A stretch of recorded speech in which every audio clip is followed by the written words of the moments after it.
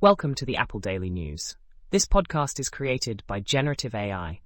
Today is January 19th, 2025, and we're diving into the latest Apple-related stories, from groundbreaking virtualization updates to legal battles and App Store changes.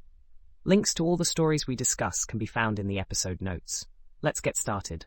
First up, Parallels has unveiled an early technology preview that brings x86 virtualization to Apple Silicon Macs. This is a significant step forward, as previous versions of Parallels and similar software were limited to running only ARM-based operating systems on these devices. With the new Parallels Desktop Pro 20.2.0 update, users can now run 64-bit versions of Windows 10, Windows 11, and Windows Server, as well as Linux distributions like Ubuntu and Debian. However, this preview comes with some notable limitations. Performance is sluggish, with Windows boot times ranging from 2 to 7 minutes, and responsiveness during use is far from ideal. Additionally, users can only create new virtual machines for a limited selection of operating systems, and features like USB pass-through and sound support are absent. Despite these challenges, this update is a promising development for those who need x86 compatibility on Apple Silicon, reminiscent of past emulation solutions for Mac users. It's a work in progress, but one worth keeping an eye on. In other news, Apple has begun enforcing the Protecting Americans from Foreign Adversary-Controlled Applications Act, leading to the removal of several ByteDance apps, including TikTok, CapCut, and Lemon 8, from the US App Store. This law, which takes effect today, prohibits apps developed by ByteDance and its subsidiaries from being available in the United States.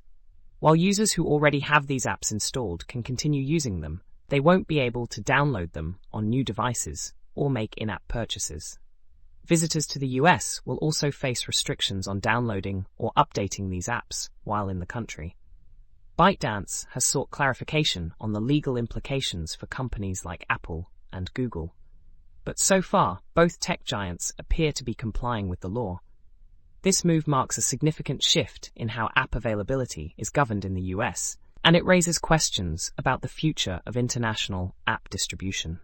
Switching gears to legal matters, Apple's App Store is under scrutiny in a UK trial, where the company is accused of monopolistic practices. The prosecution claims that Apple enjoys a 75% profit margin from its App Store, largely due to its 30% commission on paid apps and in-app purchases. However, Apple's new CFO, Kevin Parekh, has refuted these allegations, stating that 84% of apps on the platform are free and incur no commission. He also pointed out that subscription services see a reduced fee of 15% after the first year.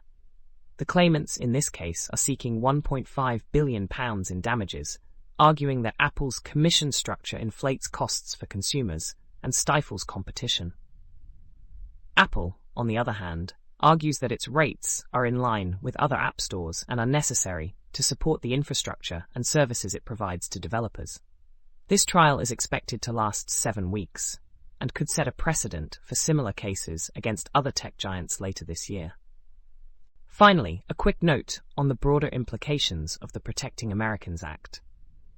While ByteDance apps are the first to be affected, this law could pave the way for further restrictions on foreign-developed applications in the US. The enforcement of this act highlights the growing intersection of technology, politics, and national security. It's a story that's far from over, and we'll be keeping a close eye on how it unfolds. That wraps up today's episode of the Apple Daily News. Thanks for tuning in to stay informed about the latest in Apple technology and beyond. Don't forget to check the episode notes for links to all the stories we covered. We'll be back tomorrow with more updates. Until then, take care and stay curious.